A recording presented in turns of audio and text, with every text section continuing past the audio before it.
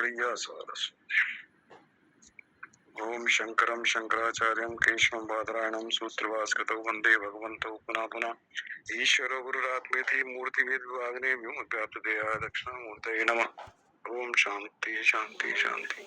वसुदेव सुतं देवं कंसचारूणमर्दनं देवकी लैपटॉप में परमानंदं कुछ किया था कृष्णं वंदे जगद्गुरुं कृष्णं ना वंदे थीसिस में कुछ किया जगद्गुरुं। था नमस्ते रामचंद्राय 2 दिन ले माधवाय गए, नमो क्या नमः करेगा? गोविंदाय नमस्तुभ्यं नमस्ते बढ़िया परमात्मने अद्वैत ब्रह्म बढ़िया, रूपाय बहुत ज्ञान बढ़िया। गम्याय ते नमः। नमः पुनः रम्याय माधवाय चिदात्मने। ओम श्री परमात्मने नमः। श्रीमद् भगवद गीता चतुर्थ अध्याय। श्री भगवान वाच बहुने में बीतीतानि जन्मानि तप चार्जुन तान्यम वेद सर्वाणि नैतम वेद तथोपि सन्नो आत्मा भूतानां ईश्वर विदन् प्रकृतिं स्वामधिष्ठाय संभवात् आत्माया यदा यदा हि धर्मस्य ग्लानिर्भवति भारत अभ्युत्थानं धर्मस्य तदात्मानं सृजाम्यहम् परित्राणाय साधूनां विनाशाय च दुष्कृतां धर्म संस्थापनार्थाय संभवामि युगे युगे। जन्म कर्म च मे दिव्यम् एवं यो वेत्ति तत्त्वतः त्यक्ता देहं पुनर्जन्म नैति मामेति सोऽर्जुन। वीतराग भयाक्रोधा मनमया मामुपाश्रिता भयो ज्ञान तपसा भूता मद्भावमागता ये धामां प्रपदन्ते तांस्ते भजाम्यहं मम वर्तानुवर्तन्ते मनुष्याः पार्थ सर्वसाध्याय। तो भगवान उस आत्म स्वरूप का निरूपण कर रहे हैं। पूरे आत्मज्ञान में दो ही चीज चल रही है जब से शुरू हुआ है, सत असत सत असत सत असत। सत के साथ सत हमारा स्वरूप है, असत के साथ संबंध विच्छेद करना है। जन्म मृत्यु का कारण यही है कि सत होते हुए असत के साथ संबंध बना रखा। तो इन सारे श्लोकों में चाहे वांसांसी जीर्णानि यथा विहाय कहा जाए, कुछ कहा जाए वेदा विनाशन नित्यम नैनम अजव्यम कथम से पुरुष घाता पार्थ कम घातयति यंतिकम। वो कहता जानो, किसको जानो? भगवान कहते हैं जो अविनाशी है, अजन्मा है, अव्यय है, नित्य है। उस आत्मा को जानने से ही मनुष्य इस आवागमन के चक्कर से मुक्त हुआ। उस सत्य तत्व को जानना है, अपने स्वरूप को जानना, वो हमारा स्वरूप है। तो अपने स्वरूप का बोध न होने के कारण अनित्य संसार, विनाशी शरीर, विनाशी संसार, परिवर्तनशील संसार, अपरिवर्तनशील स्वयं, इन दोनों में विजातीय होने के बाद, विपरीत धर्म होने के बाद, क्योंकि हमने इनके साथ तादात्म्य कर लिया, संबंध बन गया, इनके जन्म मृत्यु से हमारे जन्म मृत्यु होती रहती। अलग अलग चीजें हैं। ज्ञानी अलग दृष्टिकोण से देखता है, भक्ति योगी का अलग दृष्टिकोण है, कर्म योग में अलग दृष्टिकोण है, लेकिन तीनों को उसकी प्राप्ति हो जाती है थोड़ा सा। कर्म योग, भक्ति योग, ज्ञान योग, किसी एक मार्ग पर चलने से कर्म योग से अंतःकरण शुद्ध हो जाता है। तो भगवान ने कहा कि ऐसा व्यक्ति जो इस अविनाशी तत्व को जान लेता है, वो किसको मारे और किसको मरवाए। क्योंकि मारना मरवाने की जो क्रियाएं हैं प्रकृति में होती है, और वो प्रकृति से अलग, वो नित्य है, अविनाशी है, अजन्मा है, न जायते मृत्यु, न उसका जन्म होता है, न मृत्यु होती है। तो वो न किसकी मृत्यु कराता, न खुद मृत्यु उसकी होती है। क्योंकि वहां कार्य नहीं है, कुछ भी कार्य नहीं है तो क्या करेगा, किसको मरवाएगा। तो हमारा जो स्वभाव है, जो हमारी वासनाएं संस्कार हैं, यही हमारे कर्म करने के लिए प्रेरित करती रहती हैं। जैसी वासनाएं संस्कार है, उसी तरह के हम कर्मों करते रहते हैं, उसी तरह की फिर वासनाएं संस्कार। तो एक ये जो चक्रव्यूह है, इस चक्रव्यूह से निकलना आसान काम नहीं है। अभिमन्यु भी इसमें प्रवेश कर गया, निकलने की विद्या उसको भी नहीं थी। तो ऐसे इस संसार में हमने अभिमन्यु की तरह इस चक्रव्यूह रूपी संसार में प्रवेश तो कर लिया। अब इससे निकलने के लिए ये भगवत गीता है। भगवत गीता ये बताती है कि चक्रव्यूह से बाहर कैसे निकला जाए। क्योंकि भगवान उपदेश दे रहे हैं, तो इस चक्रव्यूह से निकलने की विद्या भगवान को है, अर्जुन को है, गुरु द्रोणाचार्य को है। ये 4-5 लोग थे चक्रव्यूह का भेदन कर सकते हैं। तो भगवान ये कहते हैं कि भाई इस संसार रूपी चक्रव्यूह से बाहर कैसे निकला जाए। धीरे धीरे कर चक्रव्यूह का जो अंतिम छोर है, वहां तक अभिमन्यु पहुंच गया। और देखो अंतिम में ही सारे जितने ये बलशाली योद्धा थे, शुरू में हल्के हल्के होते हैं, चक्रव्यूह में ये होता, धीरे धीरे बिल्कुल लास्ट में तो महान योद्धा वहां होते हैं। वहां से निकलना, आपको बच के निकलना बड़ा मुश्किल है। धीरे धीरे धीरे आप प्रवेश करोगे। महान योद्धा का शुरू भी हो गए तो आपको अंदर तक प्रवेश, अंदर जाके घेर लेते हैं उसको। तो हमें इन विकारों ने घेर लिया, इस संसार में प्रवेश तो कर गए। अब ये जो विकार हैं, काम क्रोध लोभ मोह मद मत्सर और बाकी जो विकार हैं, बाकी जो दुर्गुण हैं, इन्होंने हमें इतना घेर लिया कि ये हम इनके बस में हो गए। अब ये हमें मार के जान देते हैं। इनसे निकलना सिवाय ज्ञान के अलावा और कोई तरीका नहीं। यहाँ भगवान कह रहा है विमूढ़ा नानु पश्यन्ति, भी कह रहे सरस्वती पश्यन्ति ज्ञान चक्षु। ज्ञान चक्षु जिसके पास होंगे वो चक्रव्यूह का भेदन कर सकते। तो इस संसार रूपी चक्रव्यूह का जहाँ आवागमन है उसका भेदन करने के लिए बता रहा है। तो भगवान कहते हैं, अभी चर्चा चल रही थी वांसांश जीर्णानि यथा विहाय। यथा शब्द जब आ जाता उसके तथा जरूर आता। भगवत गीता बहुत सारे श्लोक है। वांसांश जीर्णानि यथा विहाय नवानि गृह्णाति नरर्पणानि नरोपणानि तथा शरीराणि विहाय जीर्णानि अन्यानि संयाति नवानि दे। तो बड़ा ही पॉपुलर श्लोक है।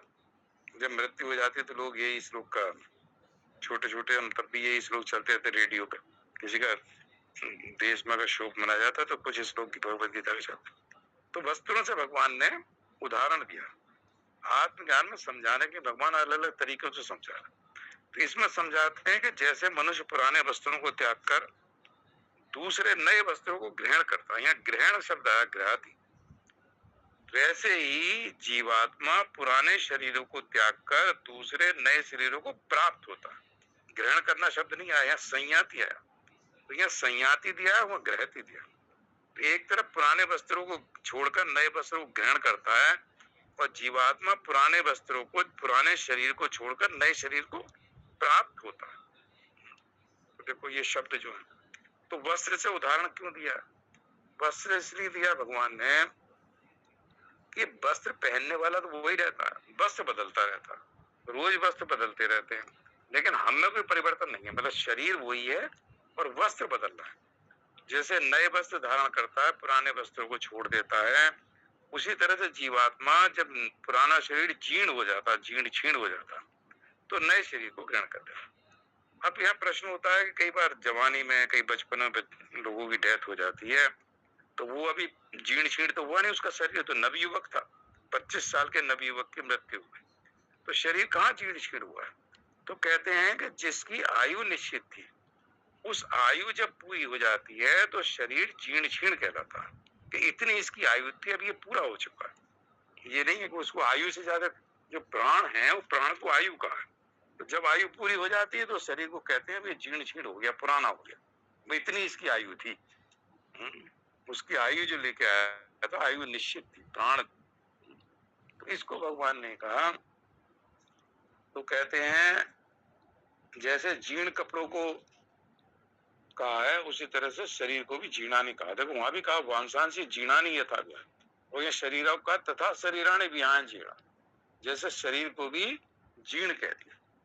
तो इसका मतलब शरीर जितनी आयु, आयु पूरी होने के बाद भी शरीर का जीर्ण होना है। जब आयु पूरी हो जाए तो शरीर, चाहे बच्चों का, चाहे जवानों का, चाहे वृद्धों का, आयु समाप्त होने पर सभी जीर्ण कहला जाता है।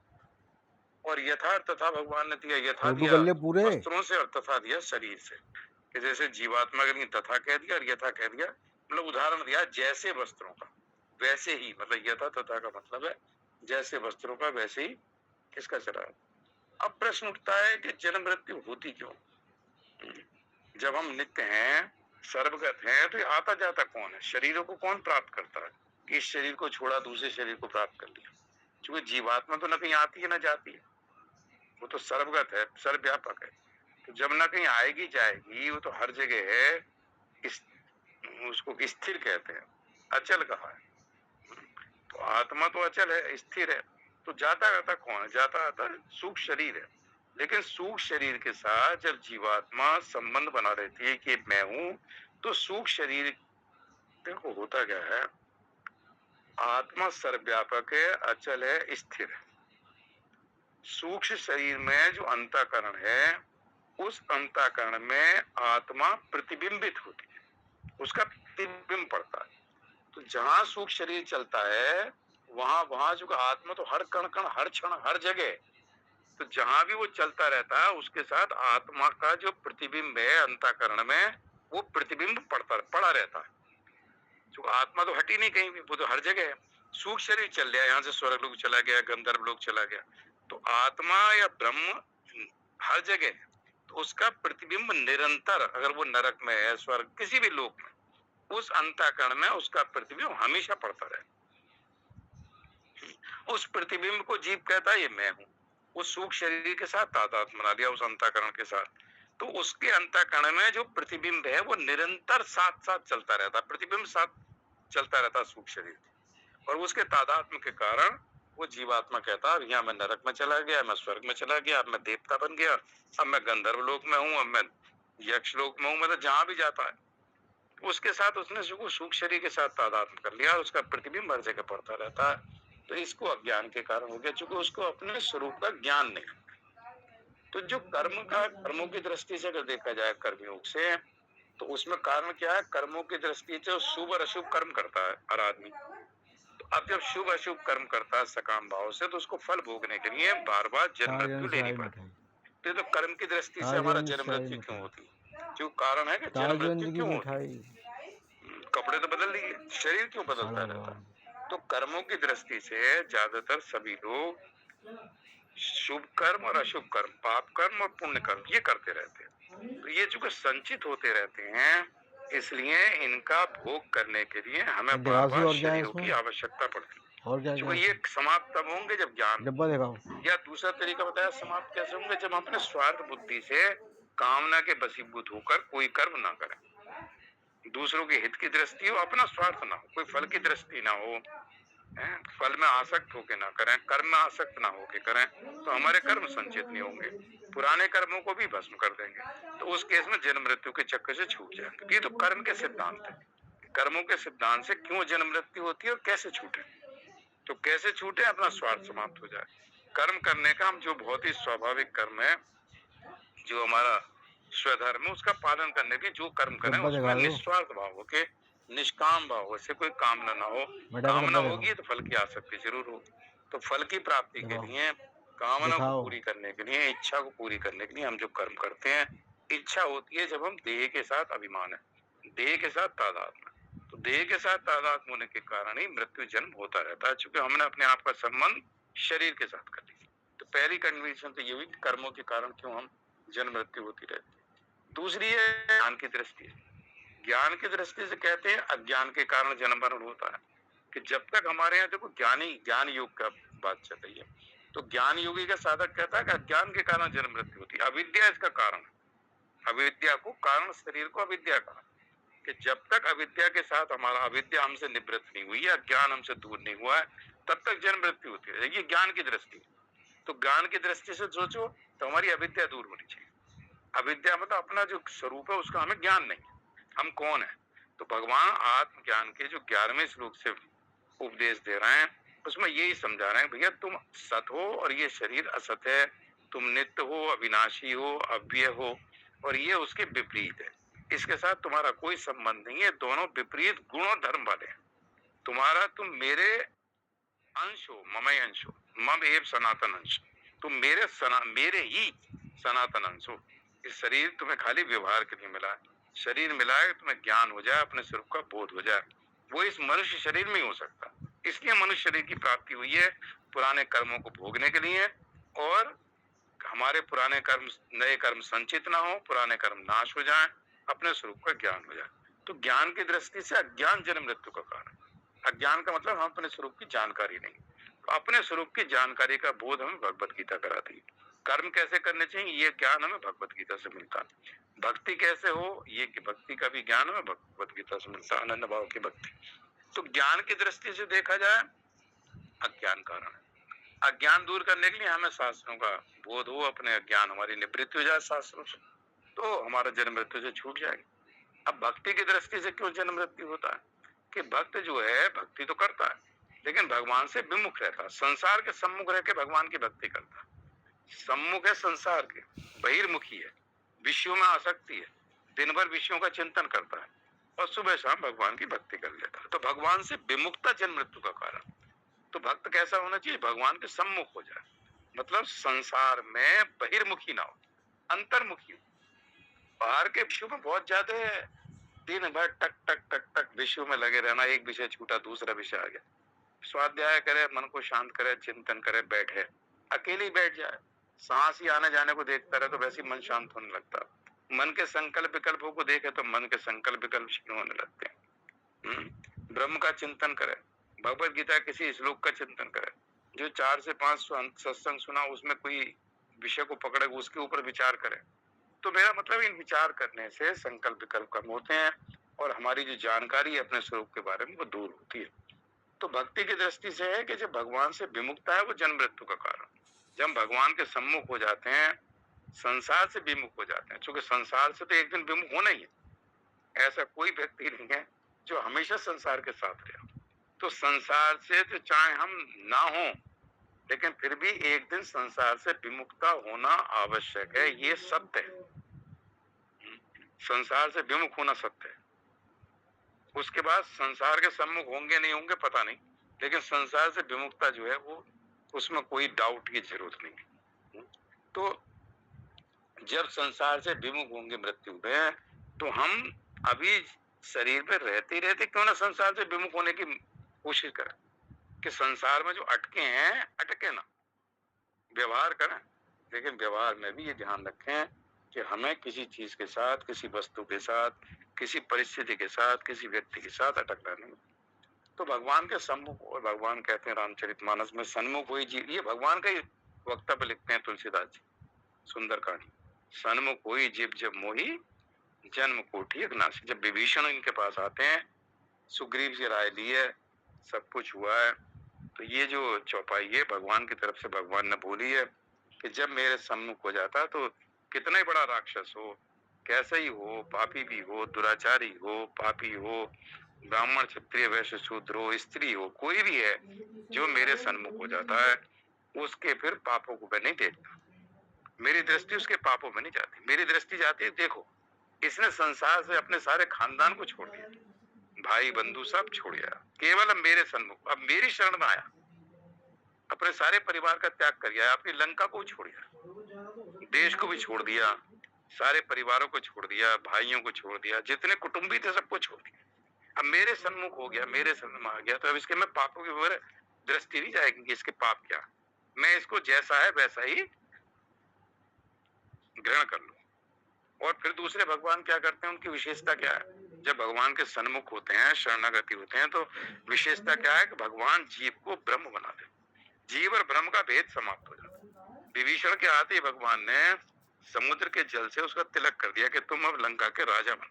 देखो जैसे राजा मैं हूं वैसे राजा तुम, हम दोनों में कोई भेद नहीं। तो अभेद दृष्टि है, जीव और ब्रह्म एक हो गए। जैसे हम भगवान के सन्मुख होते हैं, भगवान से जो विमुखता है, संसार के सामने सम्मुख होना, भगवान से विमुख होना, तो संसार से विमुख हो जाओ, चूंकि एक दिन विमुख होना है, भगवान के सम्मुख हो जाओ, चूंकि हमेशा भगवान के साथ हमारा सम्मुख नित्य, हम और उनमें कोई भेद ही नहीं, अभेद है।